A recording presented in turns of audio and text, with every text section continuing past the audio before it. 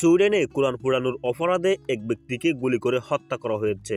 কোরআন পোড়ানো সেই ব্যক্তিকে কে বা কারা হত্যা করলো এই ভিডিওতে জানুন। এই ভিডিওটিতে সম্পূর্ণ বিষয়ে আলোচনা হবে। অবশ্যই ভিডিওটি আপনাকে শেষ অবধি দেখার অনুরোধ রইল বুঝতে চাইলে। সুইডেনে কোরআন পোড়ানোর অভিযোগে বিচারের মুখোমুখি হওয়া ইরাকি শরণার্থী ও ইসলাম বিরোধী কর্মী সালওয়ান মুমিমাকে গুলি করে হত্যা করা হয়েছে।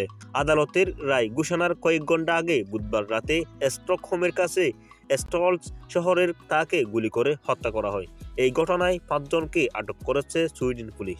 সুইডিশ মিডিয়া এসবিটি জানিয়েছে যে 38 বছর বয়সী মুমিমাকে একটি বাড়ির ভিতরে গুলি করে হত্যা করা হয়েছিল।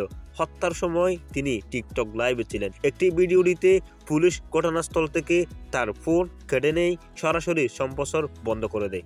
এদিকে একই মামলার আরেক আসামি সোশ্যাল মিডিয়ায় পোস্ট করে আশঙ্কা প্রকাশ করেছেন যে তিনি পরবর্তী টার্গেট বলে মনে করেন। এমন অবস্থায় তিনি আতঙ্কিত হয়ে নিজের নিরাপত্তা চান। 2023 সালে সুইডেনে কোরআন পোড়ানোর ঘটনার পর সন্ত্রাসী হামলার হুমকি বেড়ে যায় এবং দেশটির সন্ত্রাস বিরোধী সতর্কতা দ্বিতীয় সর্বোচ্চ পর্যায়ে উত্থাপিত হয়। যদিও সুইডিশ সরকার কোরআন পোড়ানোর নিন্দা করেছিল, সুইডেন প্রথম এটিকে মত প্রকাশের স্বাধীনতার অংশ বলে মনে করেছিল। 2023 সালে মুমিমার বিরুদ্ধে প্রকাশ্যে একটি কোরআন পোড়ানোর পরে একটি জাতিগত বা জাতীয় গোষ্ঠীর বিরুদ্ধে ঘৃণা উস্কে দেওয়ার অভিযোগ আনা হয়েছিল। বৃহস্পতিবার স্টকহোমের একটি আদালতে তার সাজা হওয়ার কথা ছিল। এই ভিডিওটি দেখে আপনার কেমন লাগলো?